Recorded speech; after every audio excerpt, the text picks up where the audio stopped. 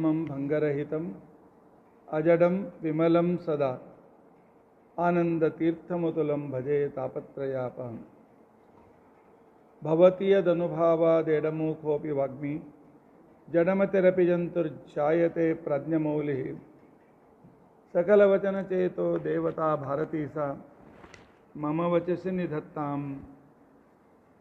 सन्निधिं मानसे च। अस्मद्गुरुसमारम्भां टीकाकृत्पादमध्यगां श्रीमदाचार्यपर्यन्तां वन्दे गुरुपरम्परां। विद्यायां विबुधाचार्यं वेदज्ञानाब्धिचन्दिरं दुर्मतध्वान्तमार्ताण्डं सत्यध्यानमुनिं भजे। पञ्चाशद्वर्षपर्यन्तं सततं रामपूजक श्रीसत्यप्रमोदगुरुराट् भासतां नो हृदम्बरे।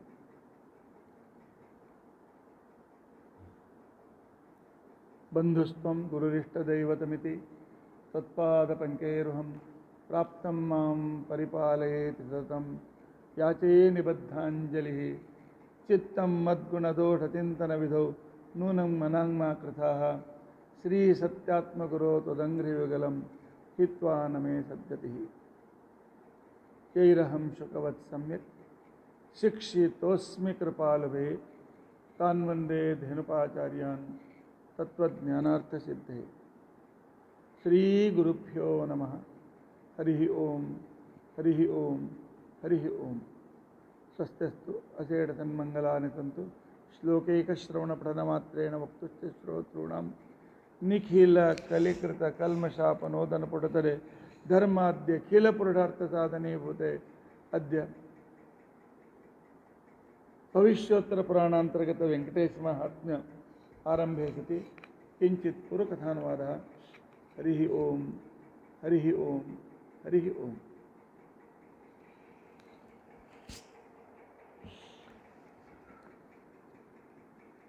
जनक राजा अपने गुरु की आज्ञा से पुत्र का मिष्ट यज्ञ करने के लिए सुवर्ण से सोने से हल बना तैयार किया। स्वयं हल पे चलाना शुरू किया। एक रेखा हल से निकाली, दूसरी रेखा के लिए चल रहे थे। पहली रेखा में एक कमल अपने आप ऊपर आ गया। अरे सूखी भूमि में कमल कैसा? जनक राजा नजदीक जाकर देखते हैं कि उस कमल के अंदर एक अत्यंत सुंदर कुमारी शिशु थी, बालिका थी। बहुत खुश हो गए। भगवान यज्ञ से पहले ही, काम से पहले उन्होंने फल दे दिया। किस तरह समझ करके वे लेकर के अपने पत्नी के पास गए। देखो, भगवान ने पहले लक्ष्मी को दिया। तुम्हारे बिना कष्ट के अपने आप अयो निजा, भूमि से अपने आप अभिव्यक्त, तो उसे लेकर के उन्हें माता पिता ने उसका नाम रखा पद्मावती। और पुत्र का मिष्ट यज्ञ हुआ। लड़की मिल गई समझ के छोड़ा नहीं, संकल्प किया था, पूरा किया।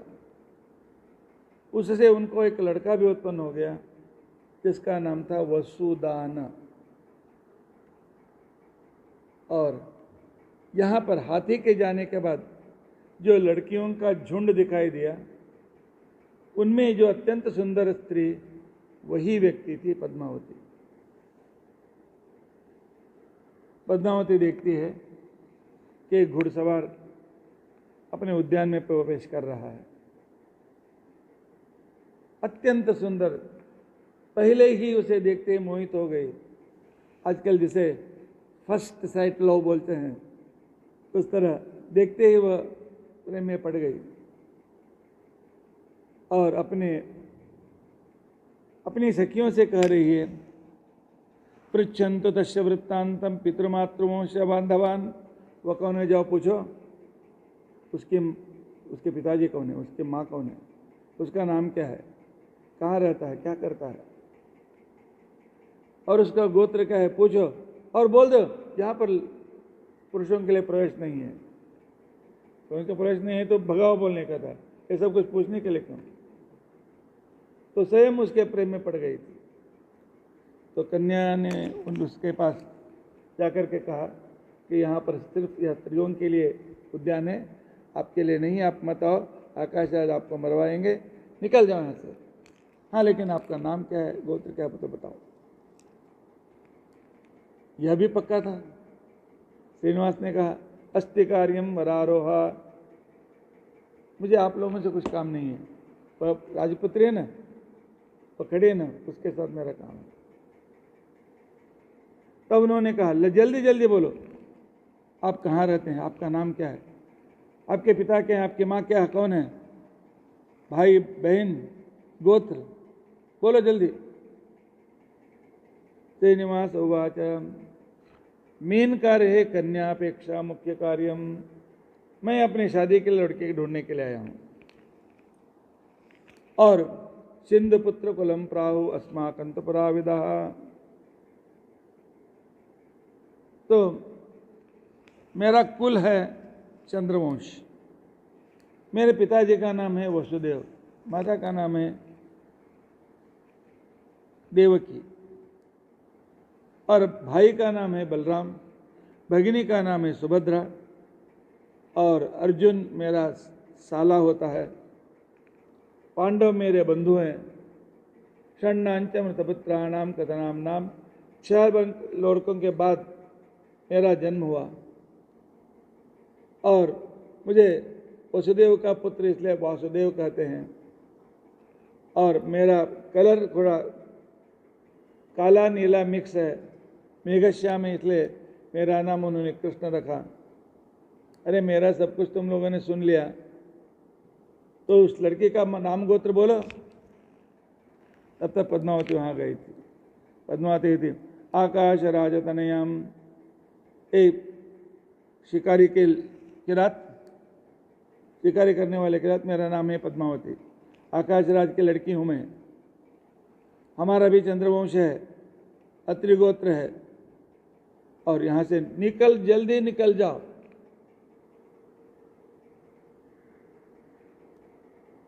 निकल जाने को बोला तो पूछती थी क्यों? श्रीनिवास कहता है, किमर्थम निष्ठुरम वाक्यम, ये राजपुत्री इतना कठिन क्यों बोलती है? जो व्यक्ति भूखा आता है उसको खाना खिलाएंगे तो बहुत बड़ा पुण्य मिलता है, प्यासे को पानी दिया तो बहुत पुण्य मिलता है। उसी तरह मैं आपसे प्यार कर रहा हूँ, आप भी प्यार देंगी तो मैं भी खुश हो जाऊंगा, आपको बहुत पुण्य है।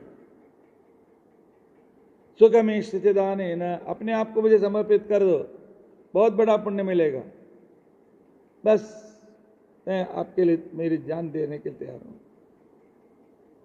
आजकल के जैसे भगवान को व्यवहार कर रहे हैं। तब पद्मावती कहती है, अवाच्यम मद से मूढ़ा, अरे मूर्ख के जैसे बातें करते हो, राजपुत्र से ऐसे बातें करना चाहिए क्या? देखो मेरे पिताजी को कुछ मालूम पड़ा तो मारेगा, तुम्हारे जान से मार डालेगा, जाओ निकल जाओ। श्रीनिवास कहता है, कार्यन्ते मरणम सौख्यम, तुम्हारी जैसी पत्नी चाहिए थी, पा लिया, बाद में मृत्यु आ गई तो भी ठीक है, चलेगा। जो पाना था पा लिया तो बाद में मरने के लिए मैं तैयार हूं। कथम मन्यात् स राजेंद्र, मैं तो इतना सुंदर हूं और मैं अपने धर्म में हूं, तुम्हारा राजा मुझे क्यों मारेगा? पद्मावती कहती है, बालक के जैसे बातें मत करो। दुष्टवा आकाश राज्योपि, आकाश राजा देखेगा तो लड़कियों के पीछे लगा समझ करके तुम्हें बंधन में डालेगा। क्यों मूर्ख के जैसे बंधन में पड़ते हो? जाओ जाओ, अर्थात अभी नहीं, बाद में मिलो। लेकिन यह उसने कहा, निश्चित्य मरणम देवः तंतु कामो जगत गुरु, उसने कहा किसी भी तरह आज तुमसे मुझे शादी करनी है, तो मेरे साथ रहना है, मरा तो भी ठीक है। आजकल के जैसे बोलते हैं चलो जान जाएगा तो भी चलेगा। इस तरह भगवान ये सिखाने के लिए अवतार नहीं है, ऐसा मत करो मूर्ख के जैसे। ऐसे आगे कलयुग में ऐसे लोग करते हैं, यह मूर्खता है। माता पिता को छोड़कर शादी करना मूर्खता है। तो इसके लिए कहते जातस्य मरणम नित्यम। ए पद्मावती, एक जब जन्म लेता तो उसकी मृत्यु तो निश्चित ही है, और तुम्हारे साथ शादी करके मैं, और जब मैं दामाद बन जाऊं तो तुम्हारे पिता मुझे क्या मारेगा। पद्मावती कहती है जाओ भाई जाओ, गौरवंते निषादेंद्र, मेरे पिताजी की शपथ तुम पर है। और यहां पर्वत के ऊपर वराहदेव की तुम्हें शपथ डालती हूं, और वेंकटाचल में रहने वाले उस श्रीनिवास की शपथ डालती हूं। जाओ, क्यों मरते हो, अपनी रक्षा कर लो, निकलो यहां से निकलो। श्रीनिवास ने नहीं पूछा और अपने घड़े को और भी आगे किया। पद्मावती कहती है क्यों माता पिता को छोड़ करके इस जंगल में अनाथ के जैसे मरने के लिए आए हो। जाओ जाओ, जल्दी निकलो, जल्दी निकलो। विधिना लिखितम कर्म न तद्व्यर्थम भविष्यति। उसने कहा आज यहीं पर मेरा मरण लिखा है तो मैं रह जाऊंगा, लेकिन तुम्हें मुझे पाना है। तब पद्मावती को क्रोध आया, सखियों से कहा भगाओ इसके। लड़कियां वहां पत्थर पड़े हुए थे, पत्थर उठाया। पद्मावती ने कहा सिर्फ उसको नहीं, उस घोड़े को लगना चाहिए, उसको नहीं लगना चाहिए, मारो। ताड़या मास गोविंदम चलो गए शीघ्रवत्तरे।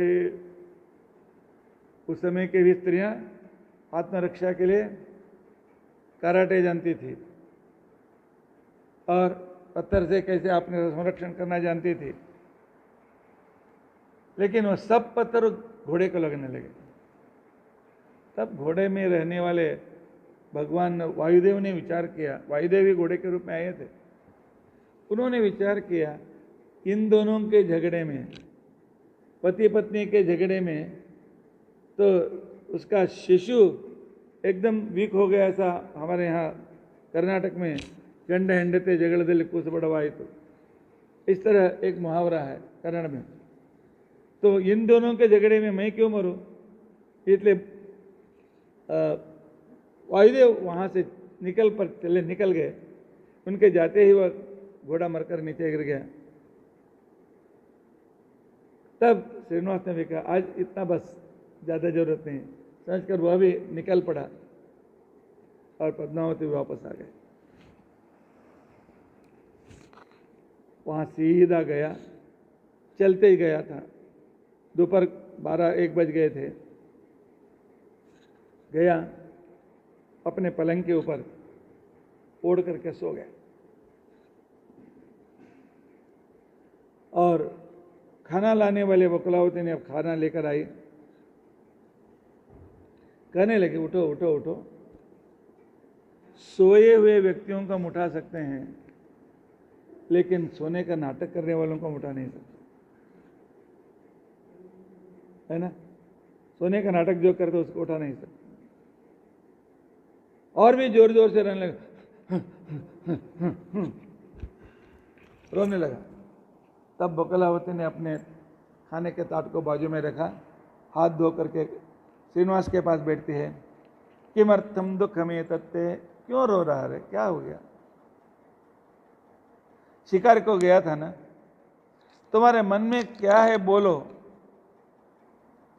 लेकिन इतने जल्दी बोलने वाला था श्रीनिवास नहीं, और भी जोर से रोने लगा। नहीं, मुझे मरना है, मुझे मरना है। तब कहती है क्या हो गया, कोई भूत गीत शरीर में प्रवेश किया क्या, जंगल में क्या देखा। तुम तो भगवान हो, तुमको दुख भी कुछ नहीं है, फिर भी रो रहे हो। बलराम का सौगंध, बलराम का शपथ, देखो तुम उपवास सोए हो, मुझे बहुत दुख हो रहा है। आपने क्या देखा, कोई राक्षसी को देखा, पिशाच को देखा, या किसी सुंदरी स्त्री को देखा क्या, गंधर्वी को देखा क्या, और किसके बारे में तुम चाहते हो, और तुमने देखा और उस पर प्यार किया, वो पुण्यवती लड़की कौन है? जल्दी बोलो। क्या किसी मृग को देखा, किसी शेर को देखकर डर गया? अरे कुछ भी बोल, सच बोल, मुझे मंत्र गिंत सब बोल, मैं दृष्टि निकालती हूं और तुम्हारी दृष्टि निकाल करके ठीक करती हूं, जल्दी उठो। इस तरह आकर के उसके ओढ़ करके सोया था, उसको निकाल लिया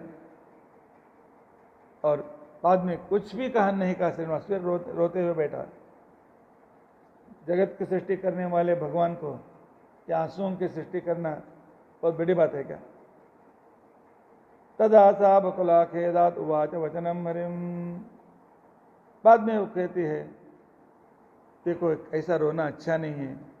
पाकर के उसकी आंसुओं को उसको पोछा, और तुम्हारे मन में जो भी है मैं उसे सच करूंगी, सच करूंगी, चिंता मत करो। पूरयाम्य विलंबेन यावन में वर्तते बलम। जल्दी से जल्दी मैं अपनी शक्ति से भी परे तुम्हारा काम करूंगा। इस तरह जब बकुलावती ने वचन दिया, तब श्रीनिवास ने अपने आंसुओं को पोछा। नामो हयन्माम गंधर्वी न ऋषि पुत्री न राक्षसी। मुझे किसी गंधर्वी ने, क्या ऋषि पुत्री ने, किसी राक्षसी ने, कुछ भी को इसलिए मैंने देखा, न किसी से मैं मोहित हूं। न पिशाचाहा भूतगणाहा, पिशाच भूत प्रेत कोई भी, किसी ने भी मुझे मोहित नहीं किया। मृग क्या मोहित करते हैं?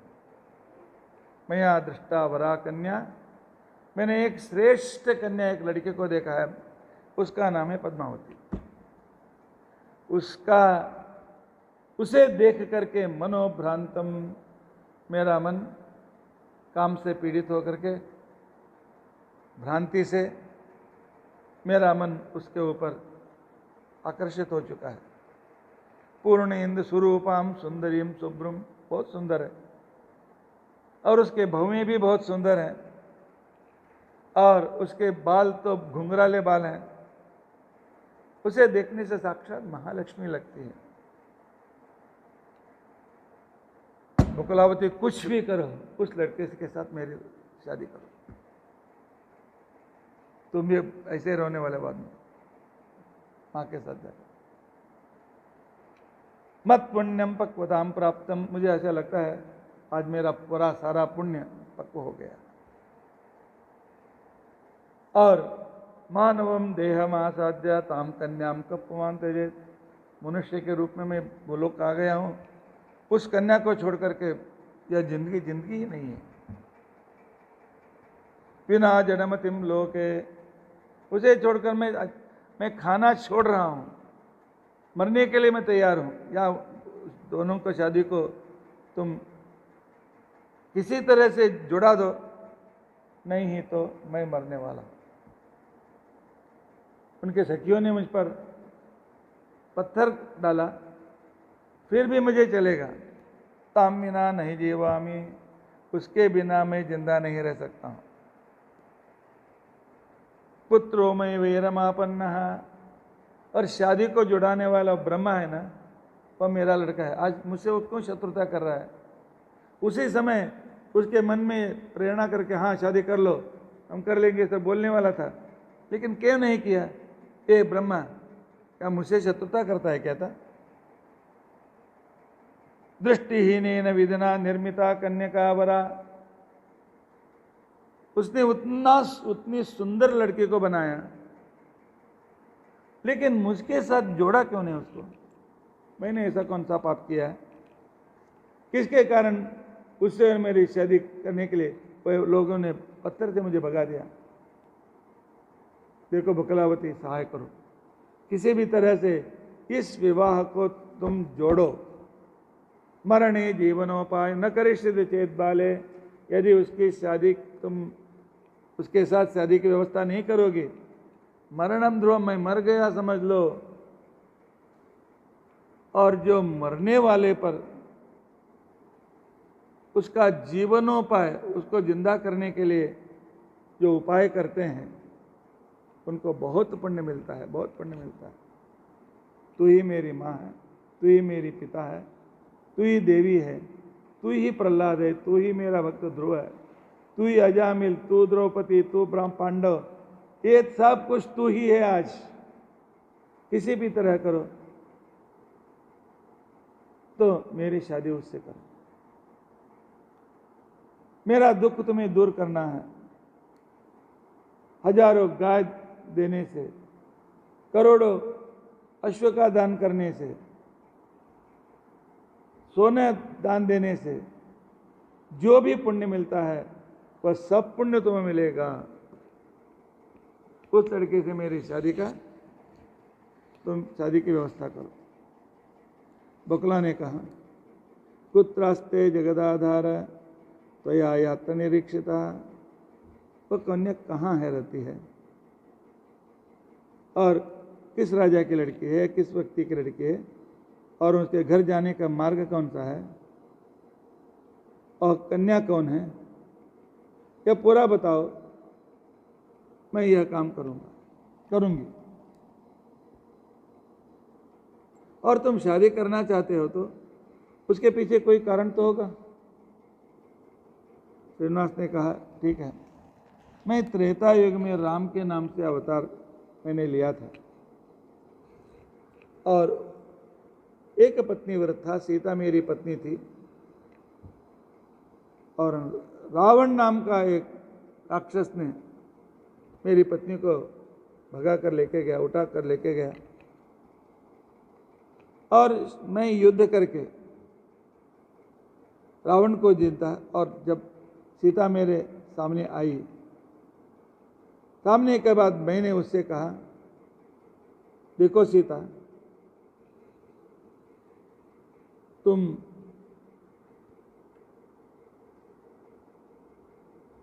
अपने घर चले जाओ।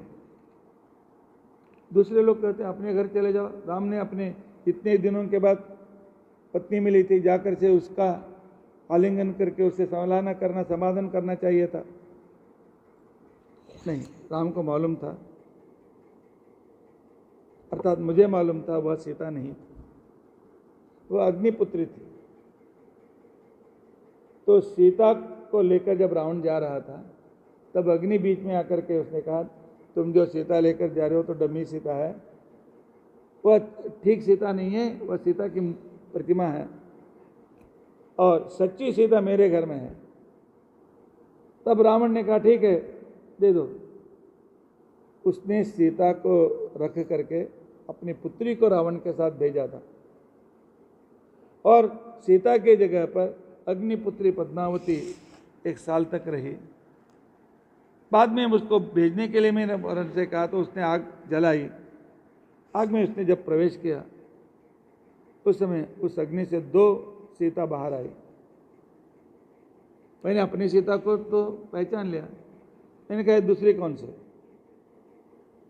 तब उस समय वह कन्या ऐसी है, उसने कहा, देखो राम, इससे शादी करो।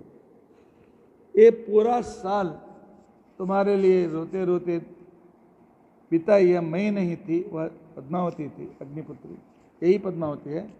वह तुमसे शादी करना चाहती है, पहले जन्म में भी तुमसे शादी करने के लिए उसने तपस्या की थी। तब मैंने उससे कहा, देखो सीता, इस जन्म से तुम एक पत्नी व्रत हो, तुमसे शादी नहीं कर सकता।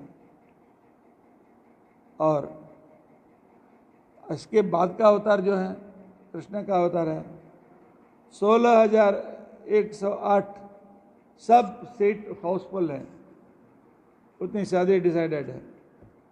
इसलिए मैं द्वापर और कलयुग के संधि के समय में इसके साथ विवाह करूंगा, कहा था।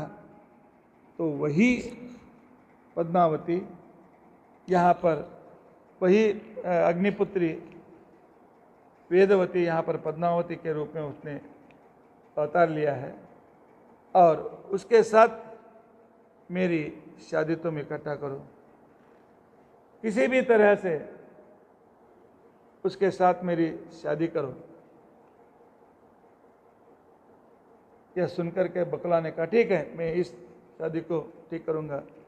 गच्छामि राजस सभाम सभासदे संपूर्ण सर्वार्थ विचार दे सुताम, अवश्य जाऊंगी, आकाश राज से मिलूंगी, बात करूंगी। मार्गम वदरमानाथा गच्छामि नृपुंगवम, कैसे जाने का बताओ। देखो, किसी पर्वत से नीचे उतर करके जाओ तो वहाँ पर कपिलेश्वर मिलेगा, वहाँ पर स्नान करो और मेरे लिए कपिलेश्वर से प्रार्थना करो श्रीनिवास पद्मावती की सीधा होनी चाहिए। और उसके बाद आगे बढ़ो तो वहाँ पर शुकाचार्य का आश्रम है, उनको नमस्कार करके मुझ पर आशीर्वाद देने के लिए बोलो। और उसके बाद राम और लक्ष्मण, कृष्ण और राम का तो वहाँ पर मंदिर है, श्री कृष्ण राम मंदिर में भी मेरी ओर से प्रार्थना करो। प्रार्थना करके आगे बढ़ो, नारायणपुर मिलेगा, तो वहीं पर तुम्हें वह लड़की मिलेगी। इस तरह कहकर भगवान ने एक घोड़िन को संकल्प किया, घोड़ी आ गई और उसने कहा बकुलावती को जाओ बैठो, वहाँ पर चले के जाओ। तो बकुलावती कैसे गई, कहाँ गई, किससे मिली और क्या शादी की तैयारी हो गई, जो भी घटनाएं हम कल सुनने की हम कोशिश करेंगे। श्री कृष्णार्पणमस्तु। जय तेरे चिंत सर्वदेवैक वंद्या परम गुरुरभीष्टावाप्तिदः सज्जनानां निखिल गुणगणार्णो नित्य निर्मुक्त दोढ़ा सरसजनेनोतो श्रीपतिर्मानवेन कल्याणात्मतगात्राय कामितार्थप्रदायिने श्रीमद्वेंकटनाथाय श्रीनिवासाय ते नमः।